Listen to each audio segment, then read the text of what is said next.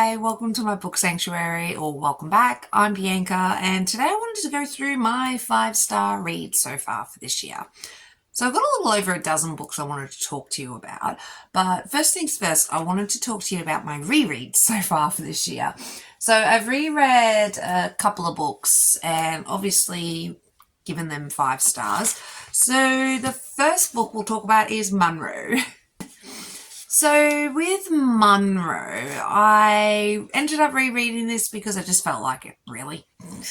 And I've given it a 5-star rating once again because it's fantastic. You might be able to see a bit of them, but The Immortals After Dark, I idolise. Absolutely love them. And yeah, I just felt like reading about Munro. There's time travel in this. This is like book 1,000 in the series. Now it's like book 18 or something. So yeah, you kind of need to read the rest of the series to sort of understand what is going on here. I guess you could read it as a standalone, but the whole world there's so much going on with the law and everything. I just think you should read the series. But Munro, I gave this another 5 stars. And the other books that I ended up reading were 4 books, all the one series, and it was the Dark Side series once again. I think I've only read this for the first time about 6 months ago, and I've already read it three times each book. I like to reread. But yeah, the Dark Side series, absolutely love these. There's a ghost entity sort of living with these 4 guys who are slightly mysterious, and you don't really know who they are, but they reap souls, and they've got this whole thing with the underworld. But the ghost entity has this major crush on them, and it's just all books about them, basically. And yeah, I really enjoyed it. Really, really enjoyed it. I actually think it's become one of my favorite series, which is actually kind of surprising because I generally get bored with a series of books just around the one couple or the one group. Couldn't think of the word. And then I wanted to mention Sinner. So I actually gave this 5 stars. It is a novella, so there's not much I really want to talk to you about this one, but I will say oops, I'm throwing the art around. The cover is really cool. Lana signed it for me, which was very nice of her. But that's the whole series, and I have them floating around somewhere. I don't know where they are. Oh, you can kind of see them. They're up there. Oh, that's Marion Flint. But basically with this one, I gave it 5 stars. It's a Deadly Sins novella. There's one sort of hot time, but I wouldn't really call this a spicy book at all. It's more world building, and it's just basically about this Marion Flint, and they work for this company, and yeah, I don't want to tell you anymore. It was really interesting. I really want to get into the rest of the series as soon as possible, but I've been distracted by other books, as you do. So yeah, I'll get to the rest of them very shortly, but I really, really loved this. This was 5 stars. It's the setup for a Deadly Sin story. I wanted to mention my next 2 5-star reads, Pat Darling Part 1 and Part 2. This is the special edition I got from Rare, but basically it's very messy, very over the top, very dramatic. Omega-verse book. Lila is a darling. She's owned by the Omega Cultivation Center, and the Wyvern Pack are complicated, very complicated, and yeah, they're sort of being forced to have Lila in their pack, and they already have an Omega, but he's male, and there's issues there. And yeah, this is really good. I'm not usually into overly dramatic and messy books anymore. But I really, yeah, I just love this. Part one, that ending was so emotional. Yeah, I became really unstable, but I cried like a baby. But I really, yeah, I just read them. But I think Lola Rock is actually coming out with her next books in the series. I think they're in a series. Who cares? I'm just going to read them anyway because I really enjoyed Lola's writing, and Lila was, yeah, complicated. And so were the guys. Yeah, love this. But I think Finn was probably my favourite character. Yeah, Finn was my favourite character. I feel like I'm not explaining these books at all to you other than read them. Tempting Visions. So Tempting Visions is, I believe her name was Kiva from memory. Forgot you got a map. I do miss a good map. Kiva, that's it. It was Kiva. Kiva's been kept by this other pack for a fair few years, and used as a sort of bed slave and a breeding slave.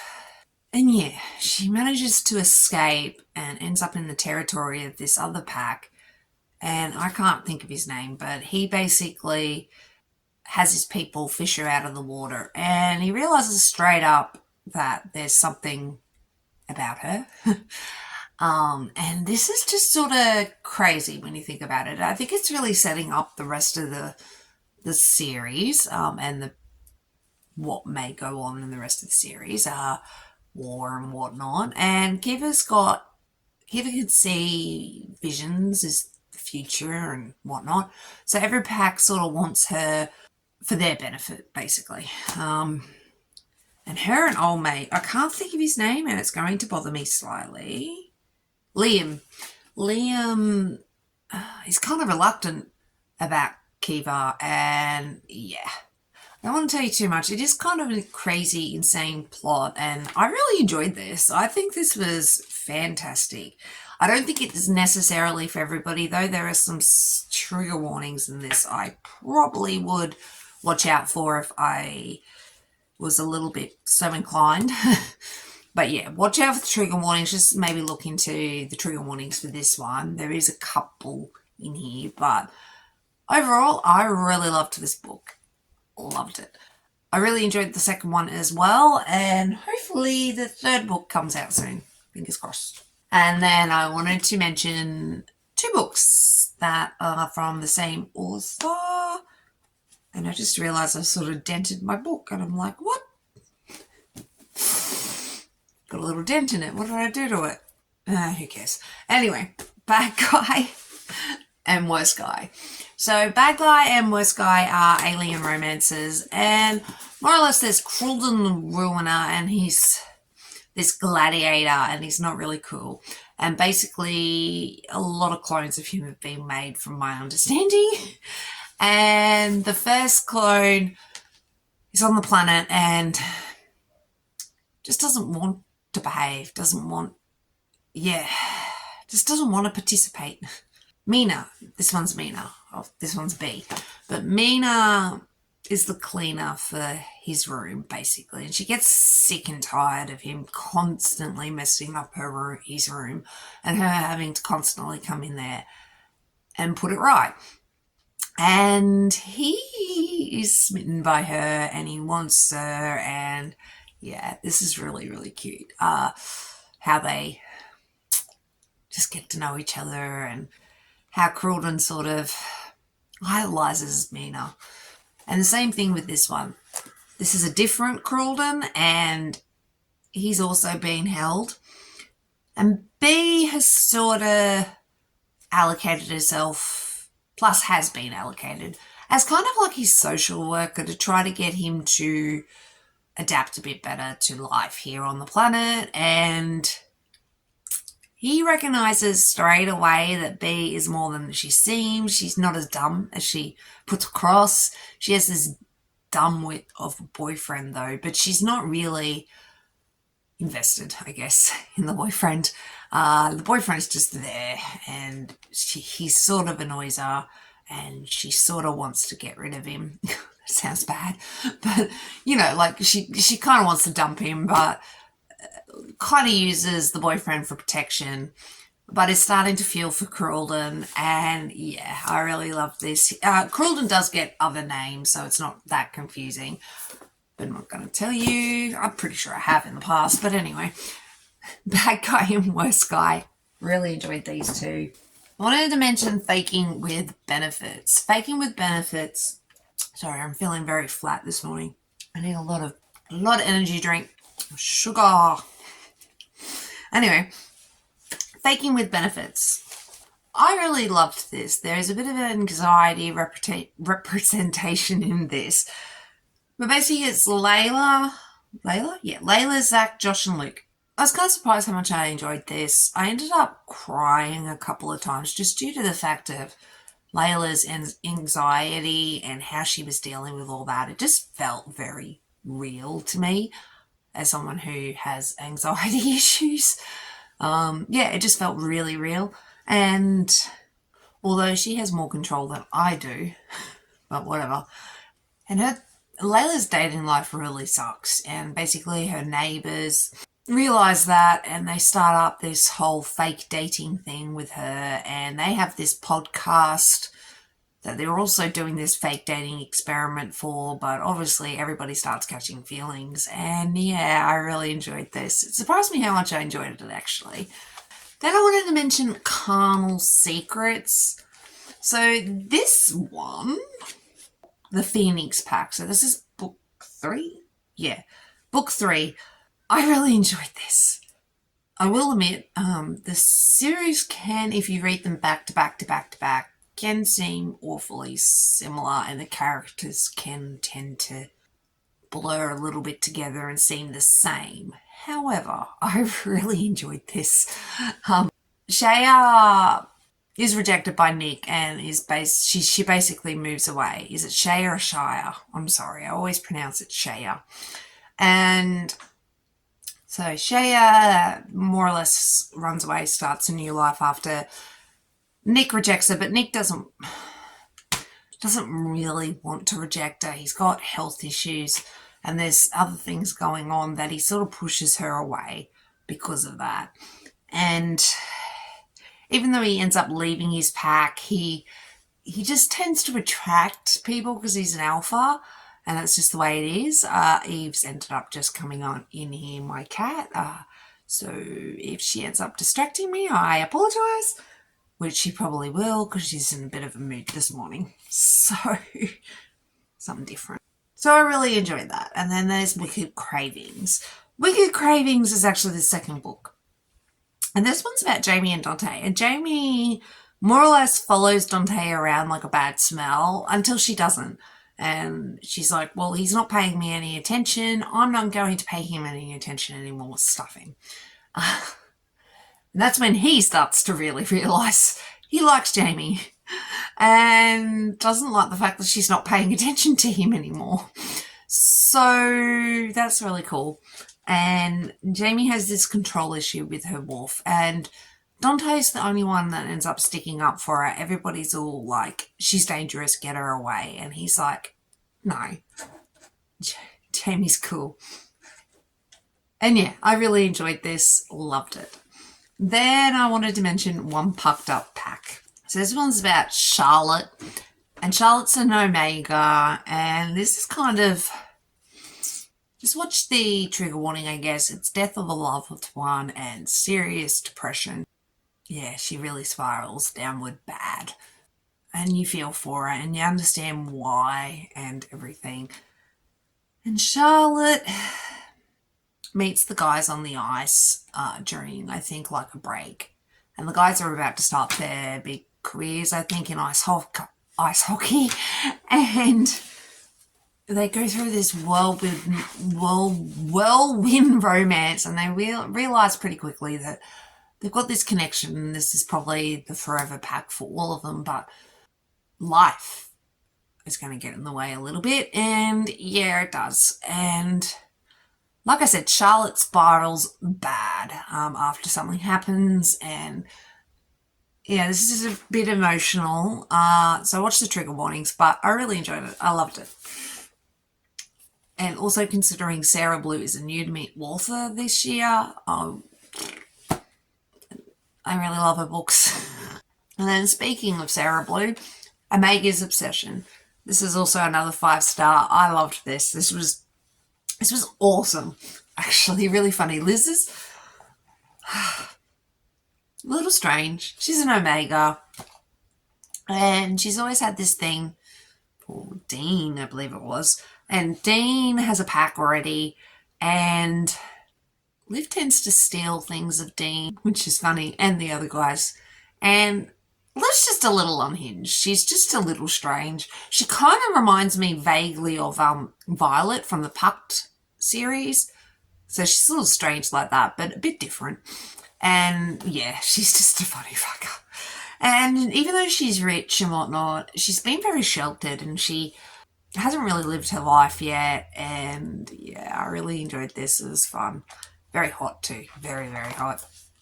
And then I also wanted to mention Charming Your Dad, another Sarah Blue book. She was a favourite for a bit there. Charming Your Dad is a book I didn't think I'd like as much as I did. So, what was her name? Blair. Blair basically has a cheating boyfriend, and to get back at the cheating boyfriend, she decides to try to date the boyfriend's father, Dax. And the moment she meets Dax, however, they have this bit of a connection. So then she has moments where she's like, doesn't feel right about the whole situation because she really likes Dax. And there's this whole crazy subplot with her coven and her mother and people wanting her dead, and Dax is a bit mysterious and there's things going on there with Dax. And I loved this. There's a bit of a daddy kink, and I'm not really a fan of daddy kink, but I really enjoyed this. I really did. It was really hot too. And yeah, I just loved Blair, how standoffish she was, and I felt for her with the whole thing with her family and the coven, and her mother was a piece of work and everything. But her and Dax, their connection was just, I loved it. And then I wanted to mention my last two. Shield. So with Shield, isn't he gorgeous? Look, I personally love a good chest or a good pair of shoulders or a nice back on a cover. I've got no problems with it. I love the illustrated covers too, depending. But yeah, Shield. This is book 4 in The Nameless Souls. It's an Australian-based motorcycle club, end of the world apocalypse with kind of zombie-like creatures, but not really zombies. And there was a virus that ended the world, so just be aware of that. And these are really quick, and I wish they were so much longer just because I love the world. You can actually see Runner. But Runner, Wrath, Ghost, and now Shield. So it's about each brother and the women. And this one's about Audrey and Shield. Shield's the big honcho guy in charge out of the whole motorcycle club. And he lives in Queensland, near Proserpine, I believe. But anyway, he lives up north, and some of the group are moving up north for reasons, travelling around Australia for reasons. Anyway, I don't want to tell you too much. And Audrey is their brains. She's their analytical brain, and doesn't always understand emotion. She's just, like I said, really analytical. And Shield really likes her straight up, and she likes him, and well, she kind of wants sex, let's be honest. And she finds him attractive and forgets that feelings can complicate things. And yeah, I really loved this. I love the whole series. I tend to love anything Evie Mitchell writes, so there's that. And then the last one I wanted to mention, Grandma Barrett. So this is book 6 in the Stay a Spell series, and it's the last one. So sad. But I really, really enjoyed this. I loved it. The ending was phenomenal. I loved the extended look-see you had about everybody and how they all, ended up and all their kids and whatnot. And Henry and Clara have had this sort of thing for each other, attraction throughout the books, and Clara finally makes a move, and it's so sweet. And yeah, I wasn't expecting the ending. It threw me for a loop. I will admit that. And I think they're just great books all up. The whole C.S. Bell series is really fun.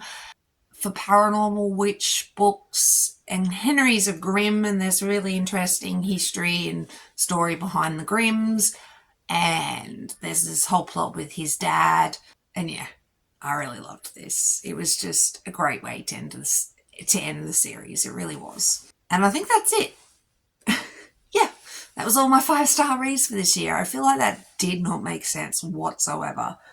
I feel like I was just like, yeah, nice book. Yeah, nice book. Anyway, thanks for watching. I really do appreciate it. Oh, if you wanted to subscribe, I'd appreciate that if you haven't done it already.